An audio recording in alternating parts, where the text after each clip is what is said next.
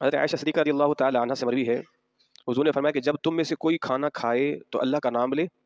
اگر شروع میں اللہ کا نام لینا بھول جائے تو یوں کہے بسم اللہ اولہ و آخرہ، بسم اللہ اولہ و آخرہ۔ اگر کوئی شخص شروع میں اللہ تبارک و تعالیٰ کا نام لینا بھول جائے تو وہ یوں پڑھ لے۔ جناب جابر رضی اللہ تعالیٰ عنہ سے مروی ہے، حضور نے فرمایا کہ جو اپنے گھر میں داخل ہوتے اور کھانا کھاتے وقت اللہ کا نام لے لے تو شیطان اپنے چیلوں سے کہتا ہے نہ تمہارے لیے رات گزارنے کی جگہ ہے